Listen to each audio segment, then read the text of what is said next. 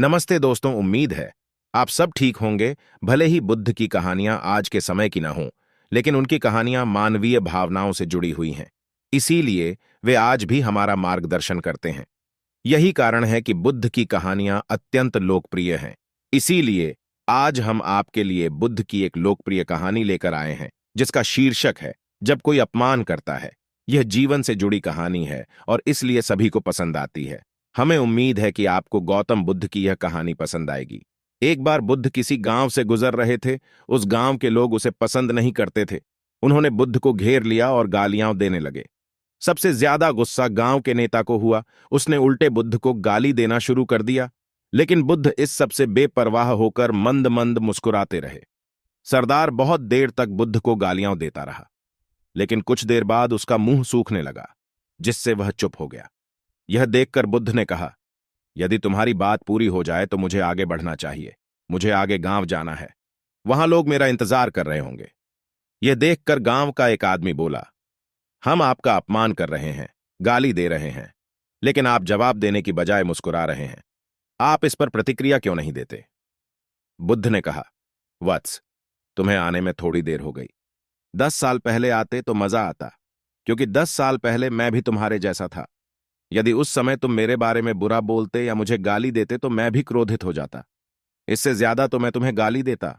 संभव है कि वह शारीरिक हिंसा का भी सहारा ले, लेकिन अब मैं आगे बढ़ चुका हूं। मैंने अपना सारा गुस्सा और नफरत पीछे छोड़ दी है। अब मैं उस जगह पहुंच गया हूं जहां तक आपकी गालियां नहीं पहुंच पाती। तुमने मुझे गाली दी, यह तुम्हारी भावना है, लेकिन आपकी भावनाएं मुझ तक नहीं पहुंच रही हैं। मुझ पर इसका आरोप तभी लगाया जाएगा जब मैं इसमें भाग लूंगा। एक बार मैं उन्हें स्वीकार कर लूं, लेकिन मैं आपकी इस हरकत से तटस्थ हूं, इससे कोसों दूर हूं। यही कारण है कि मैं अभी भी पहले की तरह शांत हूं। यह सुनकर सरदार बोला, अरे ऐसा कैसे? मैंने तुम्हें गालियां दी हैं और पूरे गांव के सामने तुम्हें गालियां दी हैं। फिर इसे लेने या न लेने का क्या मतलब? बुद्ध ने कहा, वत्स, मैं कल एक गांव में गया था। वहां लोगों ने मेरा उपदेश सुना। वे बहुत खुश हुए। ग्राम प्रधान मेरे लिए मिठाइयां लेकर आए और मुझसे खाने का आग्रह करने लगे। मैंने कहा, मेरा पेट भर गया है, इसलिए मैं इसे स्वीकार नहीं कर सकता। यह सुनकर वह व्यक्ति मिठाई वापस लेकर चला गया, क्योंकि जब तक मैं कुछ न लूं, कोई मुझे कैसे दे सकता है? इसमें मेरी सहमति तो आवश्यक है ना? हां, यही तो है। एक आदमी ने बुद्ध का समर्थन किया। बुद्ध ने फिर पूछा, जब मैंने मिठाई लेने से इनकार कर दिया तो उन्होंने इसका क्या किया होगा? हो सकता है उसने अपने परिवार के बीच मिठाइयां बांटी हों, एक व्यक्ति ने उत्तर दिया। बुद्ध ने कहा, तुमने ठीक कहा, ठीक उसी मिठाई की तरह। तुम मेरे लिए गालियां लेकर आए हो और चाहते हो कि मैं उन्हें स्वीकार कर लूं, लेकिन भाई, मैं उन्हें नहीं लेता। अब बताओ, तुम उनका क्या करोगे?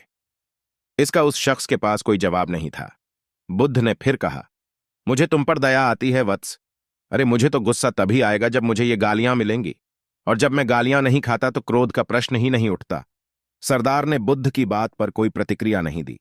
शायद वह कुछ सोच रहा था। बुद्ध ने कहा, मैं अपनी आंखों से देखता हूं कि गाली एक कांटा है, जो देने वाले और लेने वाले दोनों को क्रोध से पागल कर देती है। तो फिर तुम ही बताओ, मैं आंखों से भी कांटों पर कैसे चल सकता हूं? आंखें रहते हुए मैं गालियां कैसे खा सकता हूं?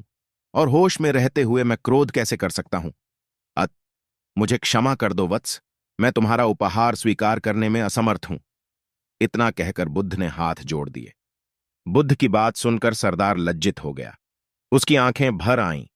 वह कुछ कहना चाहता था, लेकिन उसके होठों ने जवाब दे दिया, और जब उससे और सहन न हुआ तो वह बुद्ध के चरणों में गिर पड़ा।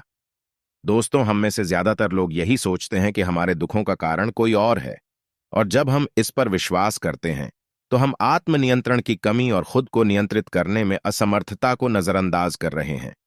वास्तव में यह हम पर निर्भर करता है कि हम दूसरों द्वारा प्रदत्त नकारात्मकता को स्वीकार करते हैं या नहीं। यदि हम नकारात्मकता को स्वीकार करते हैं तो हम अपने पैरों पर कुल्हाड़ी मारते हैं, और जब हम उसे अस्वीकार कर देते हैं तो घृणा, क्रोध, हिंसा सभी से मुक्ति मिल जाती है। दोस्तों, हम आशा करते हैं कि आपको यह बुद्ध कहानी जब कोई अपमान करता है पसंद आई होगी। दोस्तों, हम आपसे फिर मिलेंगे ऐसे ही रोचक और उपयोगी कहानी के साथ। तब तक आप जहां भी हों खुश